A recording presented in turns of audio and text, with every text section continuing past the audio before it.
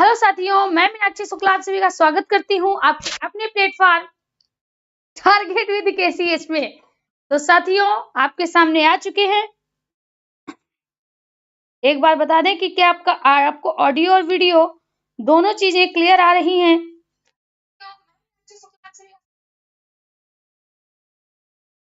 Class शुरू हो चुकी है और भाई बहुत कम लोग हैं। जिया राणा, दीपिका प्रजापति, सुजाता, पूनम राजभर, वंदना प्रजापति।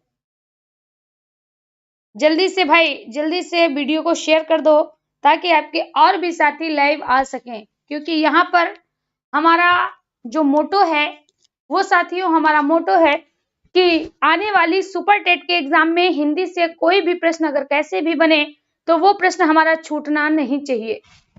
ठीक है, तो आपको जैसे कि पता है कि जो सुपर टेट है उसमें गद्यांश है, पद्यांश है, सब कुछ आपको बताएंगे। गद्यांश और पद्यांश उस पर भी चर्चा करेंगे और कुछ और भी सोच रहे हैं, लेकिन अभी उसको ओपन नहीं करेंगे।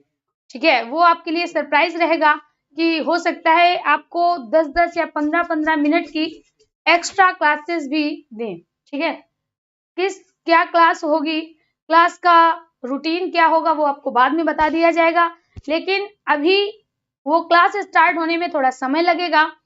जो आपके वॉचिंग, हमारे जो लाइव साथियों की संख्या है, जब वो बढ़ेगी तो आपको आगे की क्लास भी प्रोवाइड कराई जाएगी, जो कि आपकी क्वालिटी बेस होगी, जिसमें आपको ट्रिकी वीडियोस मिलेंगे। ठीक है, चलिए तो एक बार फिर से जयकारा लगा दीजिए, जिससे कि भाई शुरू करें हम अपनी आगे की क्लास। देखते हैं भाई कौन और आ गया, नया जुड़ा है। बबीता है, बीना है। सीटेड और सुपर टेट दोनों एक साथ तैयारी कैसे करें? बच्चा, सीटेड और सुपर टेट दोनों कह सकते हैं कि एक साथ आप तैयारी नहीं कर सकते हो, कुछ उसमें अंतर आ जाता है। ठीक है, आप अपना मोटो, मेन मोटो सुपर टेट लेके चलिए। ठीक है, चलिए। Good evening, good evening. आप कमेंट बंद और पढ़ाई शुरू। तो साथियों, आज हम बात करने वाले थे, जैसे कि हमने कल बात की थी, आप लोग आंसर दीजिए। ठीक है, दोबारा से एक बार रिवाइज करा देते हैं। कल हमने बात की थी वर्णमाला पे, यानी जो हमारा चैप्टर चल रहा है वो चैप्टर चल रहा है वर्णमाला। तो वर्णमाला में दो शब्द हैं। पहला तो शब्द है साथियों वर्ण, जिसको कि हम क्या कहते हैं, जिसको हम कहते हैं अक्षर, जिसको हम कहते हैं ध्वनि, जिसको हम कह सकते हैं चिन्ह, जिसको हम कह सकते हैं संकेत। क्या कहते हैं? संकेत कहते हैं। क्लियर? दूसरी बात अगर करें तो साथियों, दूसरे को कहते हैं माला। यानी माला किसको कहते हैं? माला कहते हैं व्यवस्थित क्रम। किसको कहते हैं? व्यवस्थित क्रम को कहते हैं। तो यहाँ पर हम कह सकते हैं अक्षर का व्यवस्थित क्रम ही वर्णमाला कहलाता है। बोलिए, यहाँ पर हमने आपको कुछ नया सिखाया? कुछ नया नहीं है, सब कुछ शब्द में ही है। आपके पास माला होगी, आप कभी माला को देखिए, माला में जो मोती होते हैं या माला में जो फूल लगे होते हैं वो साथियों एक क्रम से लगे होते हैं, इस तरह से एक क्रम से लगे होते हैं। तो यहाँ पर वर्णों की बनी माला है, तो वर्णों की बनी माला को वर्णमाला कहते हैं। यानी इनमें क्या पिरोए जाते हैं? अक्षर पिरोए जाते हैं, जिनमें सबसे पहले हमारा स्वरों को रखा गया है, फिर साथियों अयोग वहां रखे गए हैं और इसके बाद हमारे व्यंजन रखे गए हैं। ठीक है, अब दूसरा पॉइंट बनता है। दूसरा पॉइंट साथियों क्या बनता है? दूसरा पॉइंट बनता है वर्णों की संख्या। क्या बनता है? वर्णों की संख्या। जल्दी से आंसर करें। वर्णों की संख्या के दो आधार थे। एक आधार था लेखन के आधार पर और दूसरा था साथियों वाचन के आधार पर। वाचन का मतलब है पढ़ने या बोलने, पढ़ने या बोलने। क्लियर? तो लेखन के आधार पर वर्णों की संख्या कितनी है? 52 है। और वाचन के आधार पर वर्णों की संख्या कितनी है? 45 है। फिर कितनी है? 45 है।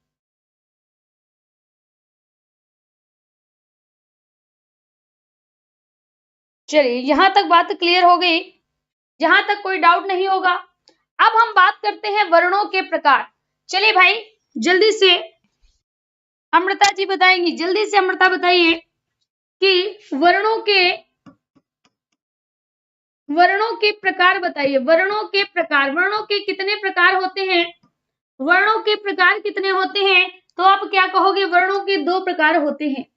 पहला तो होता है स्वर और दूसरा कौन सा होता है? दूसरा होता है व्यंजन। पहला क्या होता है? पहला साथियों स्वर होता है और दूसरा व्यंजन होता है।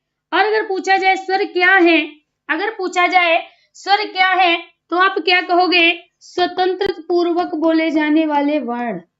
स्वतंत्र पूर्वक बोले जाने वाले वर्ण, बोले जाने वाले वर्ण। और दूसरा पॉइंट है हमारा व्यंजन। तो जल्दी से हमारे साथियों जल्दी से बताइए कि व्यंजन किसे कहते हैं। जितने भी साथी हमारे वॉच कर रहे हैं, बबीता, अमृता, जिया, रुचि, मोनिका, वीना, पूनम, अमृता, शालिनी, जिया राणा, वंदना प्रजापति, स्वर्ण कुमार प्रजापति, ये भाई हम नाम पहली बार देख रहे हैं, शायद चैनल पे न्यू होंगे या हो सकता है काफी दिनों से साथ भी बहुत से साथियों का छूट चुका है। तो व्यंजन किसे कहते हैं? तो हम क्या कह सकते हैं? स्वर की सहायता से बोले जाने वाले वर्ण। स्वर की सहायता से बोले जाने वाले वर्ण, बोले जाने वाले वर्ण। क्लियर? तो कल हम जिस पर बात कर रहे थे, कल हम साथियों बात कर रहे थे स्वर पे, और आज भी हम स्वर को ही पढ़ेंगे। यानी आज का हमारा टॉपिक क्या रहेगा? स्वर, स्वर के बाद व्यंजन, स्वर के बाद व्यंजन। स्वर के आधार बता रहे थे, स्वर के विभाजन के आधार, स्वर के विभाजन के आधार बता रहे थे, जिसमें हमने पहला आपको बता दिया था घोषत्व के आधार पर। पहला बता दिया था घोषत्व के आधार पर। घोषत्व के आधार पर अगर चर्चा करें तो हम क्या कहेंगे? हम कहेंगे साथियों सभी स्वर सघोष।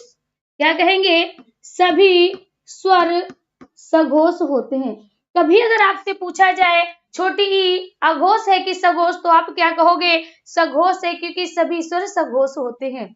सभी स्वर सघोष होते हैं। सभी स्वर सघोष होते हैं। तो पहला आप विभाजन पढ़ चुके हैं और आपको याद हो गया होगा, याद हो गया होगा। वेरी गुड, 6 आधार होते हैं। चलिए अब साथियों दूसरे आधार पर चर्चा करते हैं। दूसरा आधार क्या था? दूसरा आधार था हमारा ओठ के आधार पर।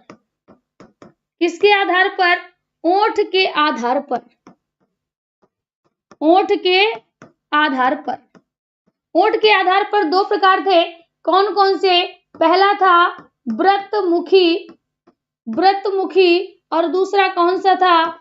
दूसरा था अव्रतमुखी। क्लियर?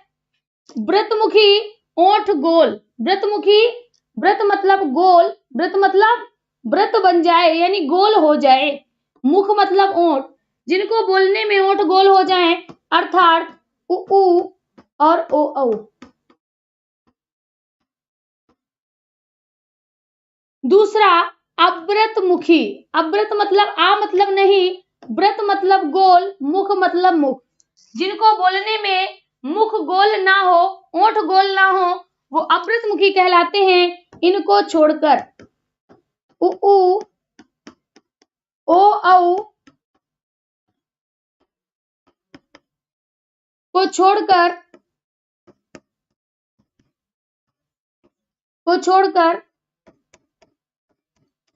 शेष सभी स्वर।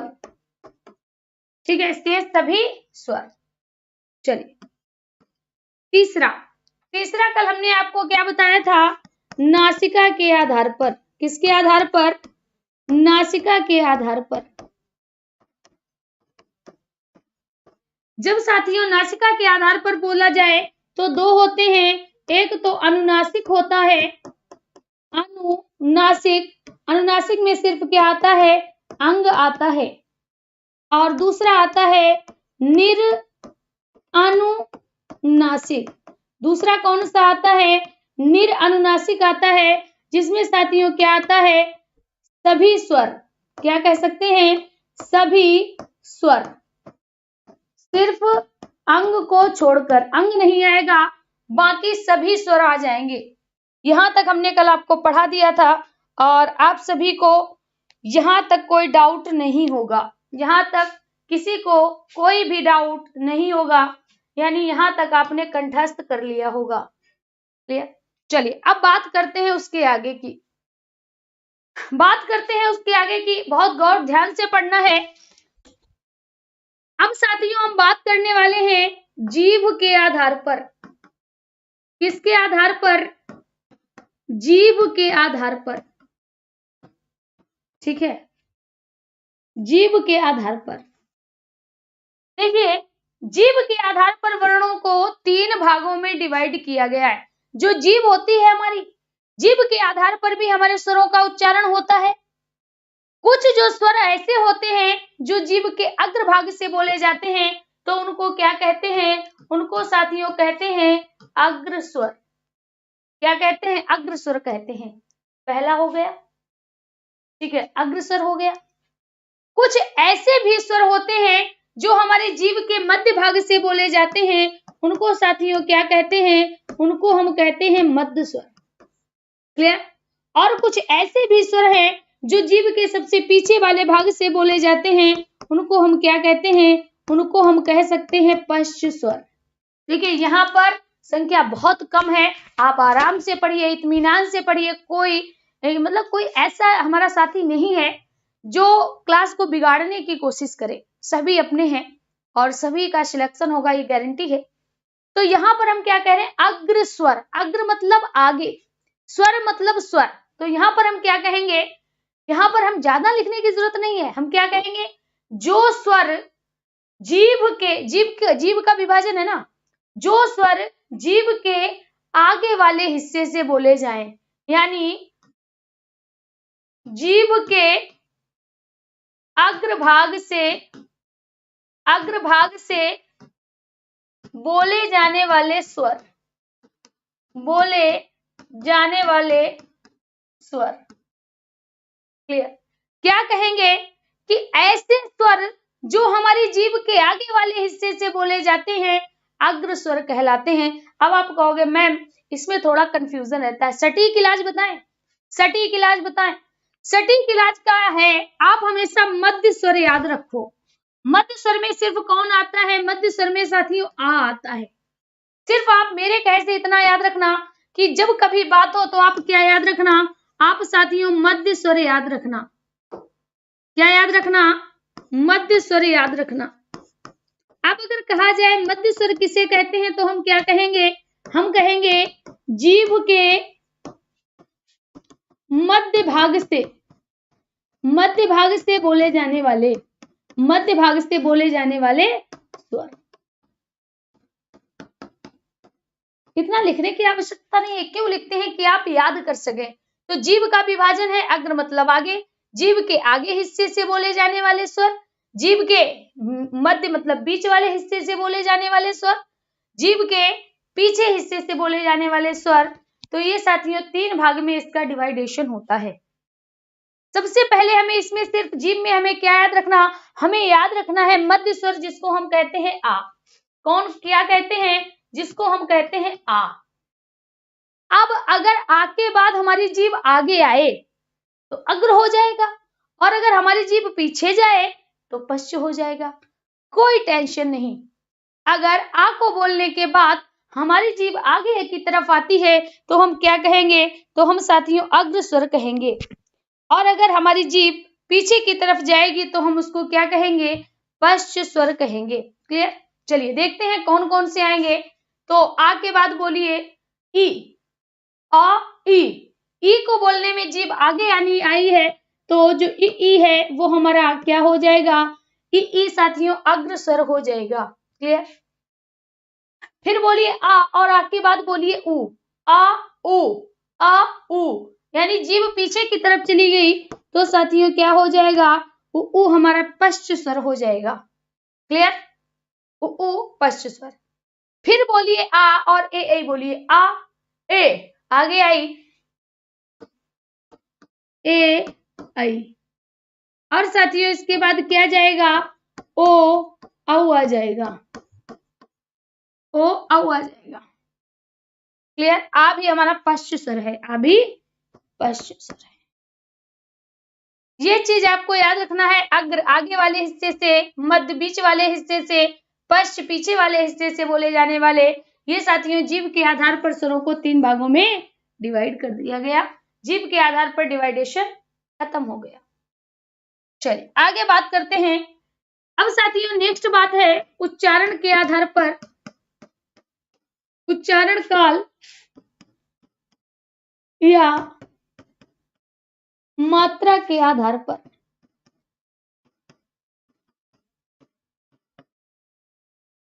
उच्चारण काल व मात्रा के आधार पर स्वरों को 3 भागों में डिवाइड किया गया। उच्चारण काल या मात्रा के आधार पर साथियों स्वरों को 3 भागों में डिवाइड किया गया। सबसे पहला आता है ह्रस्व स्वर, दूसरा आता है दीर्घ स्वर, तीसरा आता है प्लुत स्वर। यानी जो स्वर होते हैं उच्चारण काल या मात्रा के आधार पर साथियों कितने भागों में डिवाइड किए गए हैं, 3 भागों में डिवाइड किए गए हैं। सबसे पहले आता है ह्रस्व स्वर। हम कह सकते हैं इसमें साथियों 1 मात्रा का समय लगता है, इसमें 1 मात्रा का समय लगता है। दीर्घ स्वर में 2 मात्रा का समय लगता है और साथियों जो प्लुत है उसमें 3 मात्रा का समय लगता है।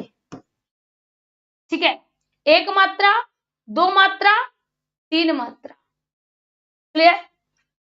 हस्त को प्रदर्शित करने के लिए साथियों पाई रेखा का प्रयोग किया जाता है, पाई रेखा का प्रयोग किया जाता है जिसको ऐसे रिप्रेजेंट करते हैं। और दीर्घ स्वरों को प्रदर्शित करने के लिए वर्तुल रेखा का प्रयोग किया जाता है, वर्तुल रेखा का प्रयोग किया जाता है जिसको यश से प्रदर्शित करते हैं। क्लियर। जबकि प्लुतों का प्रयोग कहाँ किया जाता है, इसका प्रयोग साथियों नाटकों या बुलाने में किया जाता है, बुलाने में किया जाता है। वर्तमान में अगर पूछा जाए तो वर्तमान में इसका प्रयोग नहीं होता है, वर्तमान में इसका प्रयोग साहित्य में नहीं किया जाता है, साहित्य में नहीं किया जाता है। क्लियर। चलिए यहां तक किसी को अगर कोई समस्या है तो पूछ सकता है। ह्रस्व दीर्घ प्लुत।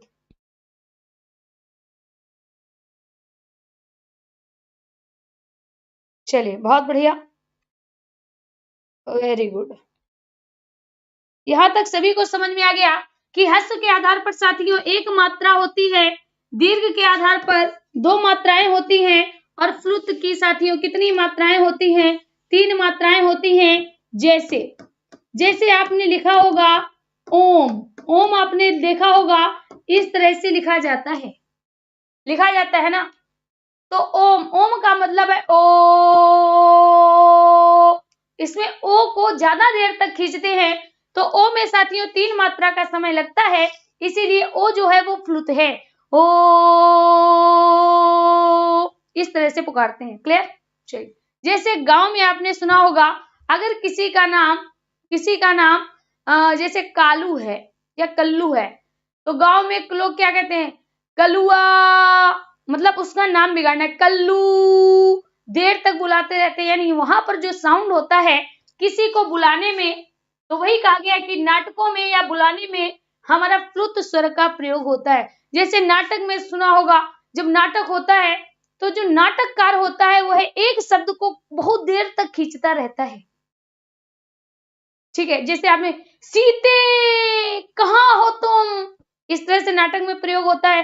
तो माते, सीते, तो इस तरह से किसका प्रयोग होता है, यहाँ पर प्लुत स्वरों का प्रयोग होता है। किसका प्रयोग होता है, प्लुत स्वर का प्रयोग होता है। अगर कभी पूछा जाए कि प्लुत स्वर का प्रयोग कहाँ पर होता है तो आप क्या कहोगे, नाटक या बुलाने में। नाटक या बुलाने में साथियों किसका प्रयोग होता है, प्लुत का प्रयोग होता है। जहां तक अगर किसी को डाउट है तो तुरंत पूछिए। नहीं तो फिर आगे की तरफ बढ़ा जाए।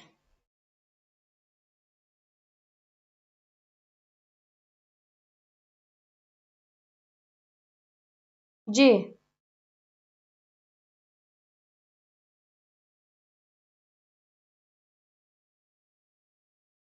चलिए भाई,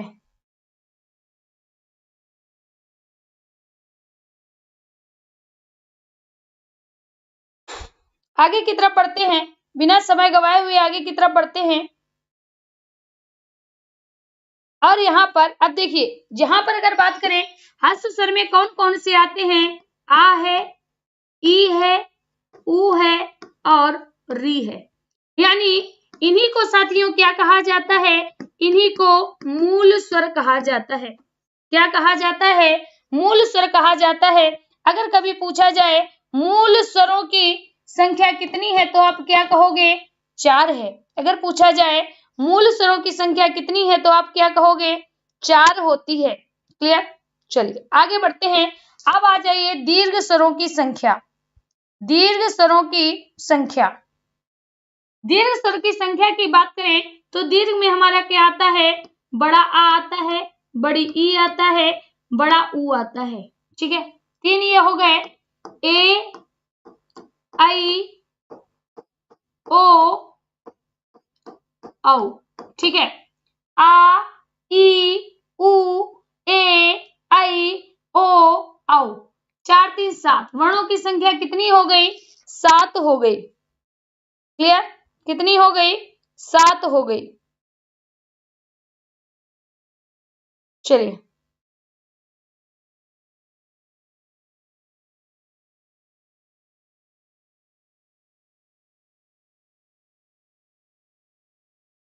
यहां तक बात समझ में आ गई। चलिए आगे की तरफ बढ़ते हैं, आगे की तरफ बढ़ते हैं। और अगर फ्रुत की बात करें 3 मात्राओं का समय लगता है, भी आगे आगे बताएंगे। अब साथियों इसके बाद आता है मुख द्वार के आधार पर। मुख द्वार के आधार पर, मुख द्वार के आधार पर अगर पूछा जाए मुख द्वार के आधार पर कितने भाग होते हैं तो आप क्या कहोगे, 4 होते हैं। कितने होते हैं, 4 होते हैं। सबसे पहला विवृत, सबसे पहला विवृत। दूसरा है साथियों अर्ध विवृत, अर्ध विवृत। अगला है संवृत और यहां पर है अर्ध संवृत, अर्ध संवृत। क्लियर, अर्ध संवृत। यहां पर देख रहे हो आप विवृत, विवृत का मतलब होता है खुला हुआ, खुला हुआ। तो इसका अर्थ है कि जिन वर्णों के उच्चारण में, यहां पर हमें क्या स्वर को पढ़ रहे हैं, तो जिन स्वरों के उच्चारण में मुख द्वार पूरा खुला हो उसको साथियों विवृत कहेंगे। उसको क्या कहेंगे, विवृत कहेंगे। जिन वर्णों के उच्चारण में, जिन वर्णों को बोलने में, जिन स्वरों को बोलने में मुख द्वार पूरा खुला रहे, जैसे आ, ठीक है, पूरा खुला है, तो हमने आपसे क्या कहा, आ, यानी जो बड़ा आ है वो हमारा कैसा होता है, विवृत होता है। आप बच्चों से कहते हो मुंह खोलो, बच्चा नहीं मुंह खोलता तो कहते कहो आ, तो कहते आ, तो जो आ होता है वो कैसा होता है, विवृत होता है। ठीक है, क्या होता है, विवृत होता है। अब मुंह आपने जब पूरा खोल दिया, आ, आप कहो खोलो मुंह, आपके मुंह से भी आ की आवाज आएगी, ही नहीं आएगी। ठीक है, तो अगर कभी पूछा जाए कि विवृत कौन सा है तो आंखें बंद करके लगा देना आ। ठीक है, फिर इसके बाद अर्ध विवृत। अर्ध विवृत मतलब आधा खुला हुआ, अर्ध विवृत मतलब आधा खुला हुआ। देखिए विवृत मतलब खुला हुआ, अर्ध मतलब आधा। तो इसका अर्थ क्या हुआ कि जिन स्वरों के उच्चारण में मुख द्वार आधा खुला रहे, कितना, आधा खुला रहे। तो ऐसे कौन कौन से वर्ण होते हैं, ध्यान दीजिएगा। तो साथियों इसके अलावा हमारा अ सबसे बड़ा होता है, अ और औ। ठीक है, अ और औ। तो ये जो वर्ण होते हैं, ये जो वर्ण होते हैं वो कैसे होते हैं, अर्ध विवृत होते हैं। कैसे होते हैं, अर्ध विवृत होते हैं। इसके अलावा आ भी होता है, आ। क्लियर? बात समझ में आ गई? ध्यान दीजिएगा, यहीं से आपको समझ में आए। पूछा जाए विव्रत आ, अर्ध विव्रत आए आओ, आए आओ, ठीक है। अब आ जाइए संवृत पे। संवृत किसे कहते हैं? मुख द्वार पूरा बंद। अब आप बोलिए, स्वरों का उच्चारण करिए, कौन से स्वर आप मुख बंद करके भी बोल सकते हैं?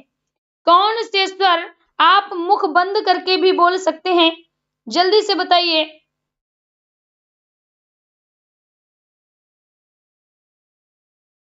बिल्कुल सही। अब यहाँ पर देखिए, जब साथियों संवृत कहा जाए यानी लगभग बंद, तो देखिए इ ई उ ऊ, इ ई उ ऊ, यानी जो इ ई और उ ऊ है, इ ई और उ ऊ है, वो हम मुख द्वार बंद करके भी बोल सकते हैं।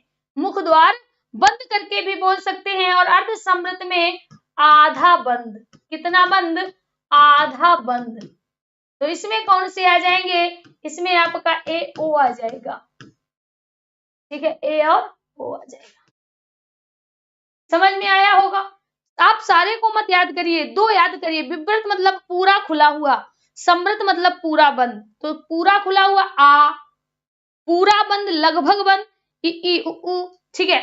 अब इसके बाद जब आप आधा खोलो ए ओ, पूरा खोलो आए आओ। क्लियर? बात समझ में आ गई होगी, कोई डाउट आपको नहीं होगा। यानी इस तरह से साथियों आपने ये डिवाइडेशन भी पढ़ लिया। तो आज आपने कितने डिवाइडेशन पढ़े? पहला जीव के आधार पर पढ़ा, दूसरा उच्चारण काल के आधार पर पढ़ा, तीसरा मुख द्वार के आधार पर पढ़ लिया, तीसरा मुख द्वार के आधार पर पढ़ लिया। ठीक, तो आपके 6 जो आधार थे स्वरों से बनने वाले, स्वर आपके कंप्लीट हो गए। आधार कंप्लीट हुए, स्वर नहीं हुए। चलिए अब इसके बाद बात करते हैं साथियों अयोग वहा की। किसकी? अयोग वहा। आ योग वाह। अयोग वहा का मतलब है योग नहीं है। क्या कहता है? योग इनका नहीं है, इसीलिए क्या कर दिया गया? बा है, इनको बाहर रखा गया है। योग ना हो पाने के कारण इनको स्वरों से बाहर कर दिया गया। योग ना हो पाने के कारण आ मतलब नहीं, योग मतलब योग, बाह्य मतलब बाहर। इनका योग ना हो पाने के कारण इनको स्वरों की श्रेणी से बाहर कर दिया गया। और साथियों अगर बात करें अयोग वहा की, तो कितने वर्ण होते हैं? 2 वर्ण होते हैं। कितने वर्ण? 2 वर्ण होते हैं। पहला साथियों हमारा होता है अंग और दूसरा होता है आह। आप भी कभी बोलिए हमारे साथ, आप भी कभी बोलो आहा। क्या बोलो? आहा।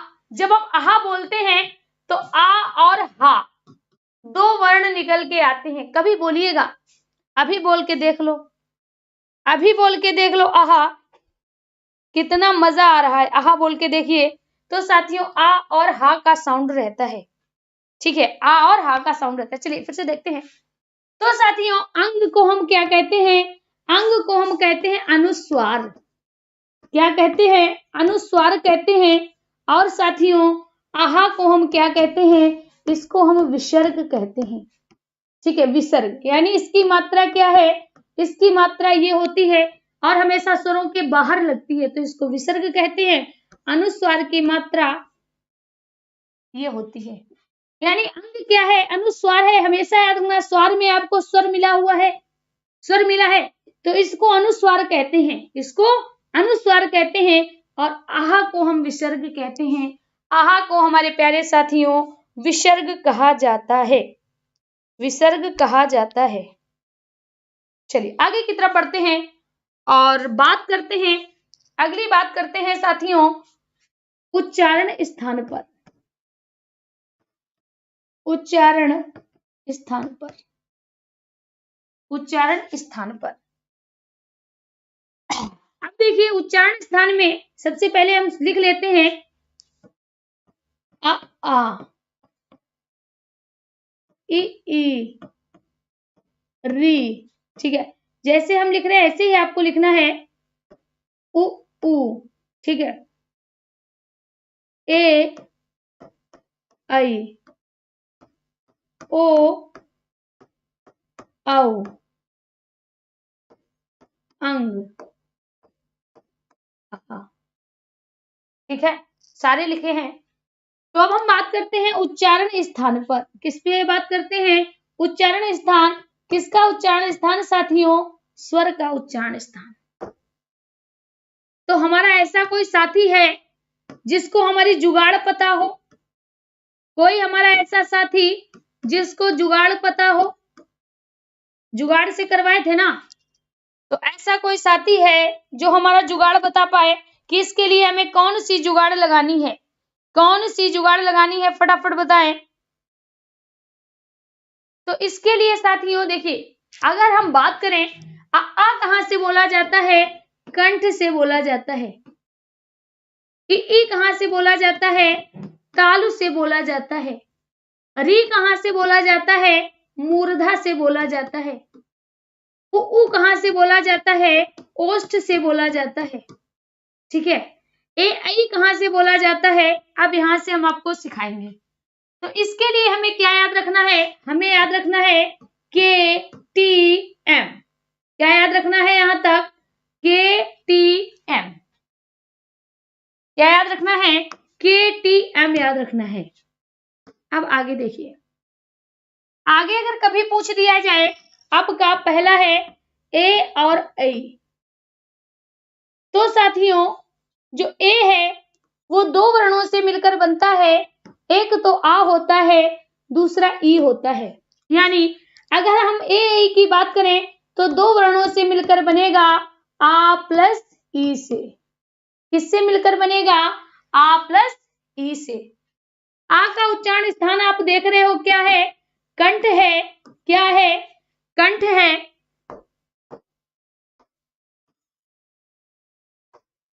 आ का उच्चारण स्थान क्या है? तो आप क्या कहोगे? आ का उच्चारण स्थान साथियों कंठ है। और अगर आपसे पूछा जाए ई का उच्चारण, तो आप क्या कहोगे? तालु है। तो हमारे साथियों क्या बन जाएगा? कंठ तालव्य बन जाएगा। क्या बन जाएगा? कंठ तालव्य बन जाएगा। अकुहा विसर्जनीय कंठा। भाई संस्कृत वाले साथी, इसमें ये कहर मत ढाइए, इसमें इतना कहर मत ढाइए, इसको हिंदी बना रहने दीजिए। ठीक है, चलिए यहां पर देखिए आगे। आगे क्या कहता है? आगे कहता है ओ और औ। क्या कहता है? ओ और औ। तो अब ये बताना है आपको ओ और औ कैसे बनता है। ओ और औ कैसे बनता है? तो ओ बनता है आ प्लस उ से। किससे बनता है? आ प्लस उ से औ बनता है। तो यहां पर हम क्या लिखेंगे? आ प्लस उ। क्या कहेंगे? आ प्लस उ। आ का उच्चारण स्थान क्या है? तो आप कहोगे कंठ है। हाँ भाई है। उ का उच्चारण स्थान क्या है? ओष्ठ है। क्या है? ओष्ठ है। तो क्या हो जाएगा हमारे प्यारे साथियों? कंठोष्ठ हो जाएगा। क्या हो जाएगा? कंठोष्ठ हो जाएगा। क्लियर? तो यानी आ कहां से बोला जाता है? कंठ से। ई तालु से। री मूर्धा से। उ आपका ओष्ठ से। सिर्फ आपको ये केटीएम ओ याद, यहाँ पर आपको केटीएम याद रखना है। उ की अगर हम बात करें तो उ कहां से बोला जाता है? बोल सकते हैं उ। ओठ का शेप चेंज होता है, ओठ का आकार बदलता है, ओठ का कह सकते हैं ओठ ही है जो हमारे वर्क करते हैं उ में। उ ठीक है, तो यहाँ पर साथियों क्या हो जाएगा?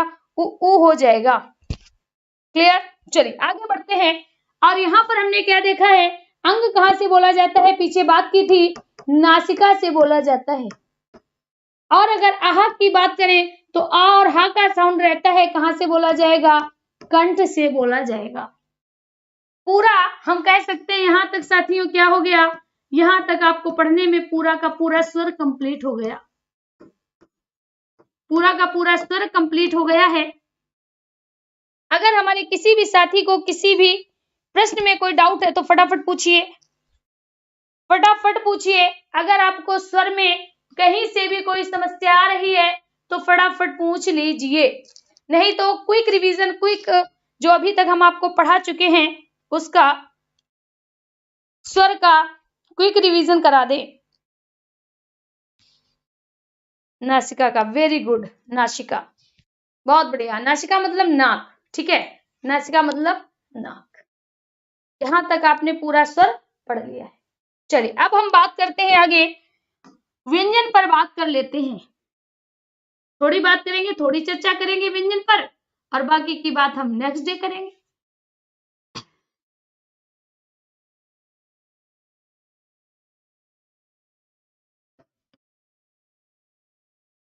व्यंजन आज हम साथियों किसमें पढ़ने वाले हैं? चलिए भाई, रटा दिया, धन्यवाद। मतलब भाई इसमें हमने कुछ नहीं रटाया, हमने तो सिर्फ अभी आपके साथ साथ सभी को पढ़ाया। आपने मन से पढ़ा इसीलिए आपको रट गया। ठीक है, चलिए भाई आगे बात करते हैं। यहाँ पर हम क्या देखते हैं साथियों? व्यंजन। अब ध्यान से देखना कि व्यंजन किसे कहते हैं। तो साथियों व्यंजन कैसे होते हैं? अर्धमात्रिक होते हैं। कैसे होते हैं? अर्धमात्रिक होते हैं। अर्धमात्रिक का मतलब है व्यंजन की साथियों आधी मात्रा होती है। व्यंजन की कैसी मात्रा होती है? आधी मात्रा होती है। अगर कभी पूछा जाए कि व्यंजन क्या है, तो आप कहोगे अर्धमात्रिक हैं। क्या कहोगे? कि व्यंजन अर्धमात्रिक होते हैं। और दूसरी बात आप क्या कहोगे? स्वरों की सहायता से बोले जाते हैं। क्या कहोगे? स्वरों की सहायता से बोले जाने वाले वर्ण।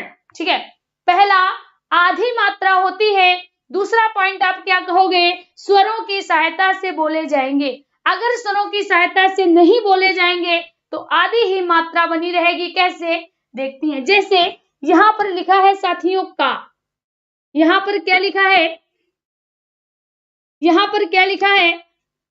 देखते हैं। यहां पर लिखा है का, यहां पर लिखा है खा, यहां पर लिखा है गा। ध्यान दीजिएगा। तो इसका मतलब क्या है? इसका मतलब है साथियों का प्लस आ। इसका मतलब क्या है? इसका मतलब है खा प्लस ई। इसका मतलब क्या है? इसका मतलब है गा प्लस आ। यानी यहां पर हम बिल्कुल साफ साफ देख पा रहे हैं कि प्रत्येक व्यंजन वर्ण, यहां पर हम क्या देख पा रहे हैं? प्रत्येक व्यंजन वर्ण के साथ स्वर है। प्रत्येक व्यंजन वर्ण के साथ स्वर है। प्रत्येक व्यंजन वर्ण के साथ स्वर है। अगर व्यंजन वर्ण के साथ स्वर नहीं होगा, अगर किसी व्यंजन के साथ स्वर नहीं होगा तो भैया क्या लगेगा? कमेंट करिए। अगर किसी व्यंजन के साथ स्वर नहीं है तो क्या लगेगा? तो आप कहोगे स्वर रहित व्यंजन। स्वर रहित व्यंजन को दिखाने के लिए किसका प्रयोग किया जाता है? तो आप कहोगे हलंत का प्रयोग। दिखाने के लिए किसका प्रयोग किया जाता है? हलंत का प्रयोग किया जाता है। मेरे प्यारे साथियों, यहां तक अगर कोई डाउट है तो जल्दी से बताएं।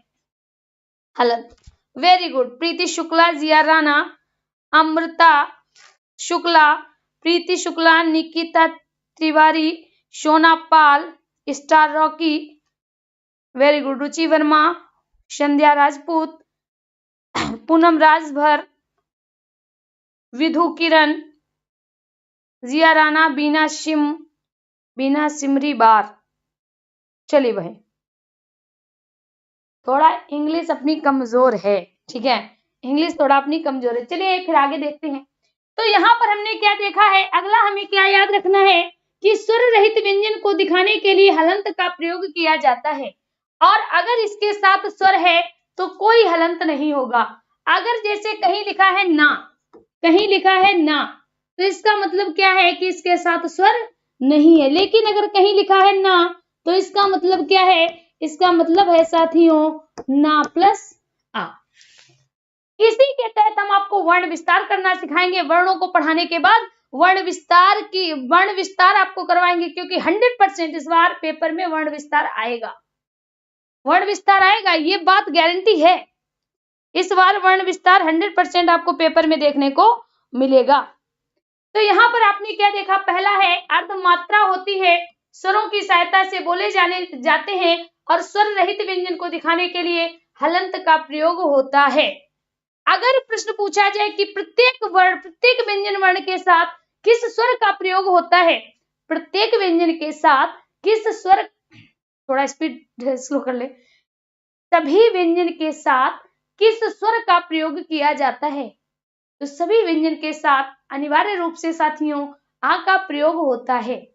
अनिवार्य रूप से आपको दिखाई नहीं देगा, क्योंकि अगर आप यहाँ पर लिखा है आ, आप पहचान लोगे, सॉरी अगर यहाँ पर लिखा है,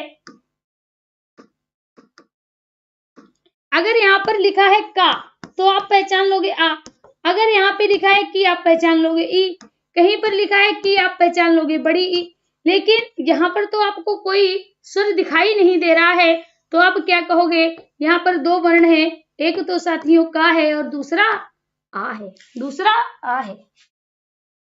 क्लियर?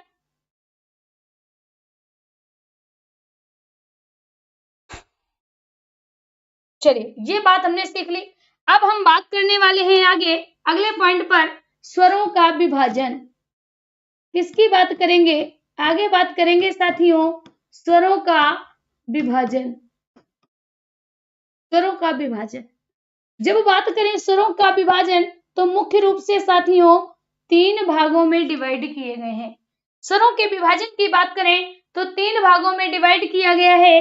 कौन कौन से, गलत हो गया, बताओ, व्यंजन को पढ़ाते पढ़ाते उसमें स्वर लगा दिया। किस पर बात हो रही थी, व्यंजन, व्यंजन का विभाजन।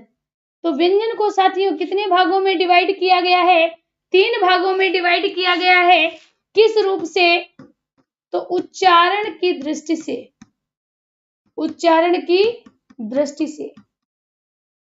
अब ये उच्चारण की दृष्टि से कौन कौन से हैं, सबसे पहला है आपका स्पर्श व्यंजन, दूसरा है साथियों अंतःस्थ व्यंजन, और तीसरा है साथियों ऊष्म व्यंजन।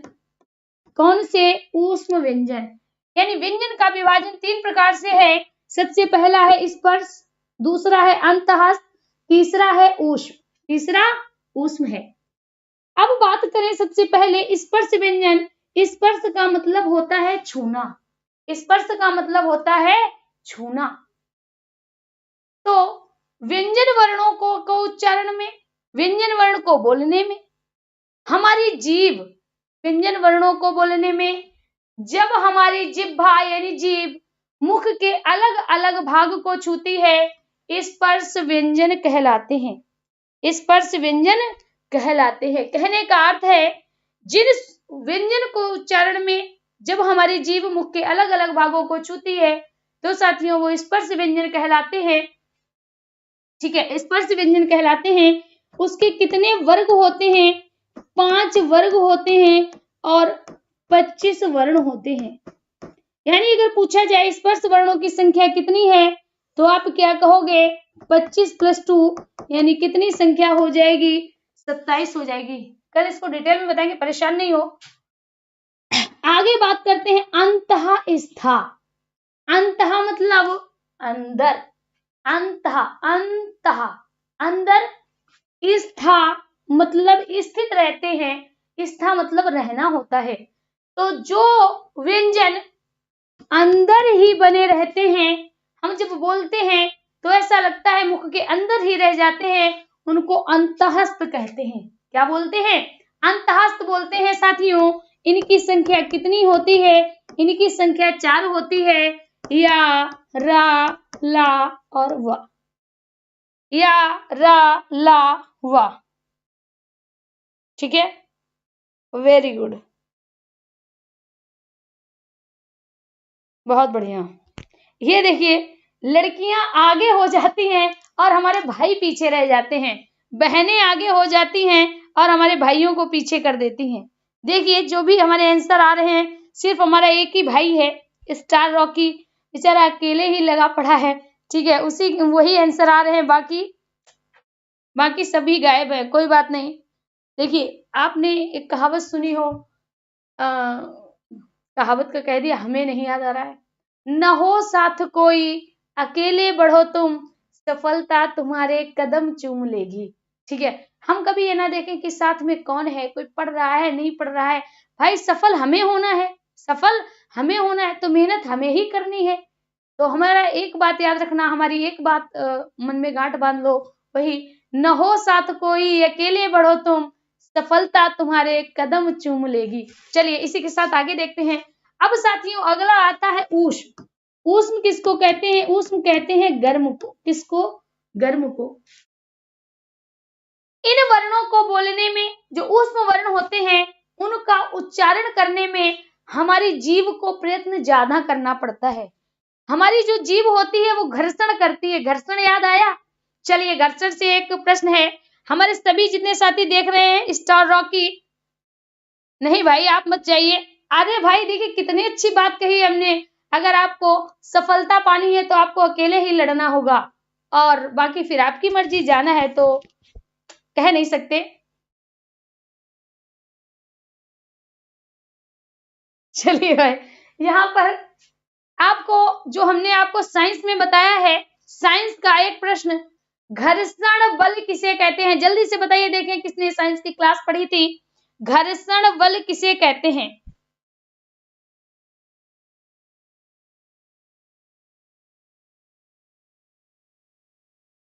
चलिए भाई रॉकी आपके साथी हैं, आप अकेले नहीं है इस जंग में।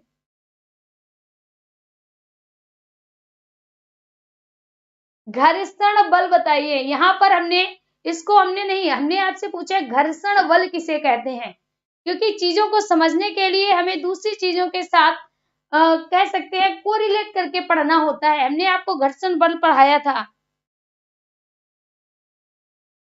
चलिए जल्दी से बताइए घर्षण किसे कहते हैं। अभी तक आप किसी का आंसर नहीं आया है कि घर्षण बल किसे कहते हैं। गलत बात, किसी का आंसर नहीं आ रहा है भाई। हमें लगता है आप सभी लोग अब नाक ही कटवाओगे। हमें तो आप लोगों से इतनी आशाएं हैं, आप बताइए आप कैसी।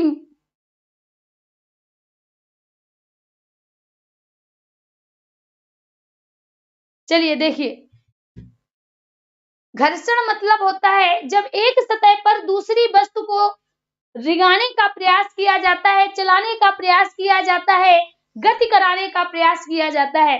तो एक सतह पर जब दूसरी वस्तु की रगड़ पड़ती है, दूसरी सतह की रगड़ पड़ती है तो उसको घर्षण कहते हैं। क्या कहते हैं? घर्षण कहते हैं। बस यहाँ पर ये याद रखिए। तो जो ऊष्म वर्ण होते हैं इनको बोलने में हमारी जीभ को घर्षण अधिक करना पड़ता है, हमारी जीभ को अधिक रगड़ना पड़ता है मुख के साथ। तो इसीलिए साथियों गर्म वायु निष्कासित होती है। देखिए कभी करके देखना, दो हथेली है, दो सतह हैं, जब हम इनको आपस में रगड़ते हैं तो आप भी रगड़ के देख लीजिए क्या होता है, गर्म गर्माहट आती है कि नहीं आती है। तो यहाँ पर हम कह सकते हैं कि ऊष्म किसे कहते हैं, जब हमारे जिन वर्णों के उच्चारण में हमारी जीभ को घर्षण अधिक करना पड़ता है, जब जीभ घर्षण अधिक करती है तो मुख से गर्म वायु निष्कासित होती है। और साथियों उन्हीं वर्णों को हम क्या कहते हैं? ऊष्म वर्ण कहते हैं। इनकी संख्या कितनी है? इनकी संख्या भी हमारे प्यारे साथियों 4 है। कौन कौन से? शाखा, शाहा। कौन से हैं? शाखा, शाहा। क्लियर? बिल्कुल सही, वेरी गुड,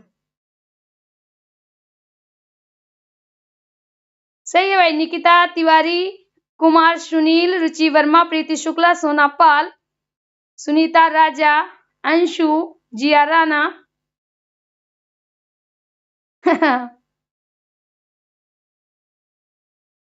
वेरी गुड। चलिए तो यहां तक आप सभी को समझ में आया होगा, किसी कोई डाउट नहीं होगा। तो साथियों आज के लिए सिर्फ इतना ही रखते हैं, ध्यान दीजिएगा, आज के लिए सिर्फ इतना ही रखते हैं। कल की जो क्लास होगी उसमें साथियों व्यंजन को कंप्लीट करा देंगे, व्यंजन को कंप्लीट करा देंगे। और इसके बाद जो नेक्स्ट डे होगा, नेक्स्ट डे आपको क्या कराएंगे? इसका टेक्स्ट पेपर कराएंगे। टेक्स्ट पेपर समझते हो ना? हाँ भैया, टेक्स्ट पेपर मतलब एक्सरसाइज कराएंगे। अब एक बात आप और सोच लो, देखिए हिंदी की क्लास देने का हमारा सिर्फ मोटो यही है कि हिंदी की क्लास आपको प्रोवाइड नहीं हो रही थी और इस वजह से संख्या कम होने के बावजूद हम इसलिए स्टार्ट किए हैं कि इससे आपको हम हिंदी की तैयारी पूरी की पूरी करा सकें। इससे आने वाले समय में जब टेस्ट सीरीज शुरू होंगी तो आपकी कहीं से भी चूक ना रहने पाए। ठीक है, तो आज के लिए साथियों इतना ही। हाँ भाई, हाँ, देखिए होता क्या है, आप लोग अपना आईडी बदल लेते हो, अपनी फोटो बदल लेते हो, तो हमने तो जैसे, अब आप बताइए, आपने हमें देखा है, हमने आपको देखा तो नहीं है, लेकिन जो आप आईडी से आंसर करते हो, आपने जो नेम से करते हो उस नेम को तो हम याद रखते हैं। आप लोग नेम बदल लेते हो, आईडी नेम बदल लेते हो, फोटो चेंज कर देते हो, भाई कहाँ से हम आपको पहचाने? या तो आप अपना ओरिजिनल नेम रखिए, कभी मत बदलिए, तो हम आपको आजीवन, मेरी मेमोरी बहुत अच्छी है, भगवान ने एक चीज हमको बहुत अच्छी दी है, मेमोरी बहुत अच्छी है। अगर आप हमें एक बार मिल गए तो पूरी जिंदगी हम याद रखते हैं, रखने वाले हैं। बैड, ये कुछ चीजें बहुत बैड होती ना, कि लोग कहते हैं कि कुछ चीजें ऐसी होनी चाहिए, कुछ समय के लिए याद रखो, फिर आप समय के साथ भूल जाओ। कि हमारे के साथ ऐसा नहीं होता है। अगर किसी ने हमसे कुछ जुड़ा है या किसी ने कुछ कहा है, वो हमें बहुत समय तक याद रहता है। ठीक है, तो इसी के साथ साथियों आज की क्लास को यहीं पर छोड़ते हैं, और धीरे से आपकी मैथ की क्लास भी स्टार्ट की जाएगी, रीजनिंग भी आपको मिलेगी, सब कुछ मिलेगा। लेकिन हमने आपसे क्या कहा है, थोड़ा आपको धैर्य रखना पड़ेगा और भी साथियों को जोड़ना पड़ेगा। तो आज के लिए इतना ही, मिलते हैं कल फिर से इसी समय इसी चैनल पर एक और नई प्यारी सी क्लास के साथ। तब तक के लिए दीजिए इजाजत, धन्यवाद।